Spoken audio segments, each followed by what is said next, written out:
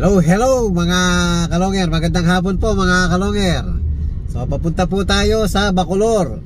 So magdi-DNA tayo ng ibon mga kalonger kay paring Eric Kiwa. Ayan, kasama natin si Kiyo Di Pogi. Makaporma naman nakasalamin. Bagay parang artista mga kalonger. Para i-cover natin yung mata. Maraming napibig dito Ayan mga kalonger, OTW na po tayo kay paring Eric Kiwa.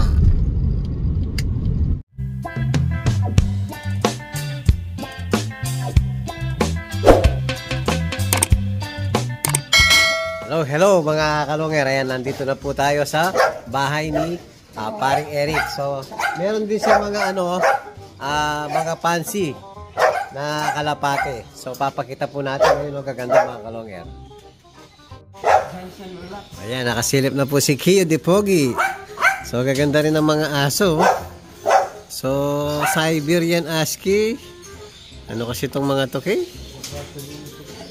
Ito Jack Russell Ito ay white and Golden Retriever, no? Ayun pala, golden Ayan yung mga kalapate mga kalonger. Ito anong tawag dito? GB ang tawag dito Mga sobrang borga. Ayan hindi ko alam ang tawag sa mga kalapating ganyan. Halos hindi na makakita sa sobrang borga ng mga Ayan grabe ilong popcorn. Ayan alam ko. Ay hindi, grabe yung mga itsura. Para silang alien. yung mura tip lang tingnan yung mga ilong mga kalongero. Ito Dalmatian Grabe. Grisel Ano klaseng mga ibon to? Johnson wala. Pang long distance siya. Wala pwede Ayan grabe yung mga ilong. Ayan pa yung nakahiga mga kalongero. Anong klaseng anong tawag dyan sa kalapating yan grabe parang elepante. Hindi nakita yung toka. Puro ilong na lang siya. So ayan pa grabe yung mga itsura. Anong klaseng mga kalapati to?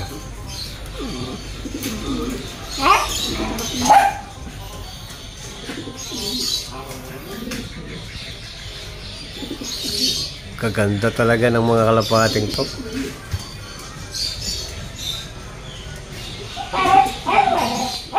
Hello mga kalongger. Ayan, dito na tayo ulit sa mga ibon ni paring Eric. Ito mga kalapati pa pala. Ayan, matututukan natin. Ayan grabe ang ilong. Long distance Naka-breed. Wala dito. So ito mas grabe ang ilong. Grabe. Maganda cute nila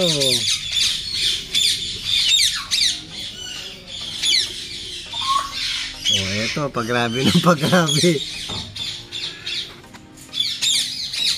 Halos hindi nakita yung mata. Haba ng tuka. Talaga sadyang mga kahit bata pa sila mga kalongero. Ganyan ang mukha ng mga ibon na to. Saka ilong. Ayun grabe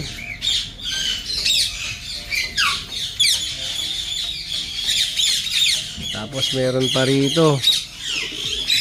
Ibang klase naman mga kalongero. Ayan. Crested. Mga fancy. Ayan, pare-parehas po na crested. So hindi ko alam ang pangalan nito. Full crested baga sa sa mga parakit. Ayan, iba-iba po yung alaga ni paring Eric. So kulay kalawang.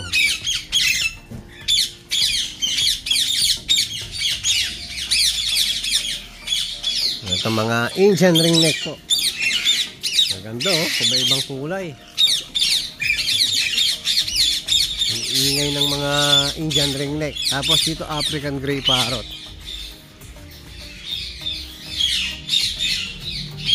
Oh, ayan, nakaset na. Dati naka-flight pa tong mga to. Ayan, nakaset na oh. Oh, pwede din, para sa mga kalapati din natin, pwede silang magpaulan oh. Yung 1/4 walang bubong, yung mismong may apakan. Gaganda oh, gaganda ng mata mga kalungir oh. Oh. Ito tutukan natin. Hello. Hello. Ayan siya oh. Hello, hello.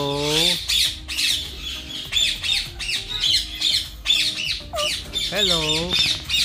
Nagsasalita. Matalino tong mga ibon na to mga kalungir.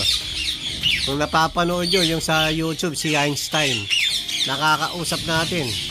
Nakakausap pala nila ang mga ibon na to. Hello. Hindi pa sila nagsasalita. Ito naman sulfur kakatu. Wala pang nasa loob siguro yung asawa niya. Dito mga blue nape. Blue nape parrot. Tapos doon eclectus. So yung eclectus na babae mga kalungir, kulay pula. Tapos yung cock kulay green. So kahit hindi mo i-DNA mga kalungir, alam mo na yung cock and hen sa mga eclectus. Ito mga blue nape parrot. Ang ingay nila eh. Ayun pa, dami mga kalungir, oh. Yan, magsisimula na po tayo mag-DNA mga kalungir. Punta na po tayo doon sa aviary. So, bago tayo pumasok mga kalungir, papakita pa rin natin itong iba-ibang klaseng Indian ringneck. Ganun siya, oh, talagang super. Yun, lalo na yung, ito, lalo na to, oh. Yellow fish. Oh, yellow fish siya. Baga sa iring, yellow fish. Wala, hindi natin alam yung mga mutation, mga kalungir. Nakakalapati po kasi tayo. Ito parang napakasimple lang ng mga kalapati. Ito, oh, puti. Parang pangkasal lang, pero sigurado may lahi itong mga to.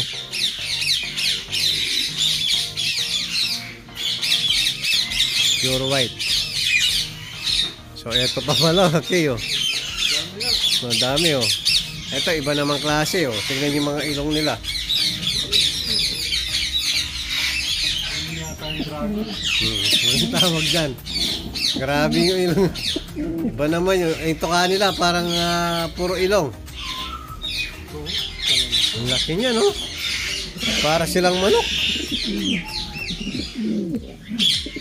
Ito naman tipler no kay.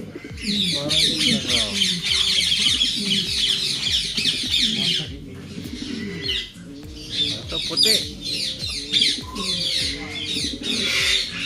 So magdi-DNA na po tayo mga kalungir. Hello mga kalungir, ayun po. I-DNA na balikan mo. I-DNA na po natin yung blue nape parrot. Yan, kukuhanin natin yung solo blood sample. Ito, kukunin natin yung dugo sa puputo lang tayo ng konti sa kulot.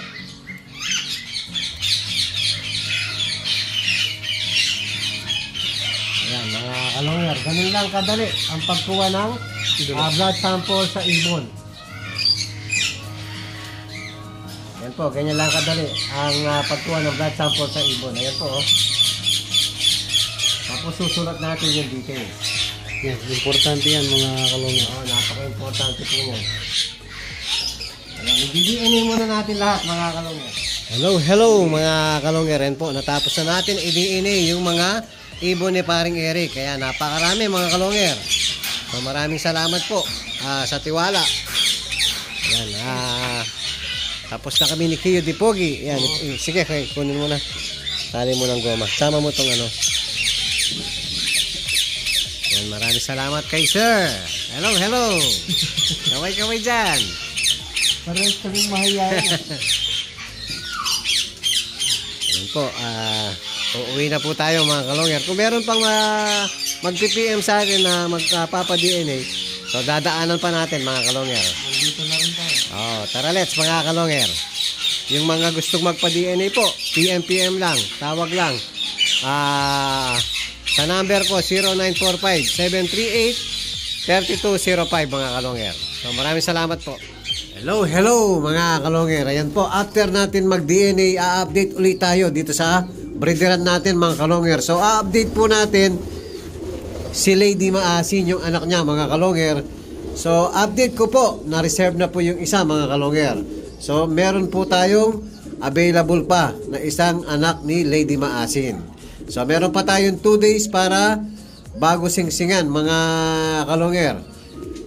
Yan po, available pa po yung isa sa mga gustong magpa-reserve mga kalongger. Yan, yung isa po ang na-reserve, available pa po yung isa. Tapos dito mga kalongger, yung anak ni Javier, Finisher Cruzolo Sola. Ayan, bali po available yung isa ngayon. Yung nagpa-reserve mga kalongger, bali po kinancel yung isang ibon. So yung gustong mag-avail sa anak ni Javier Cruzolo Sola, yan, napakaganda ng kulay mga kalongger. Velvet po ang kulay nila. Ayan po yung update natin sa dalawang binidyohan natin kagabi mga kalongger. Yun nga po, na-reserve yung isang anak ni Maasin. Tapos available yung isang anak ni Javier.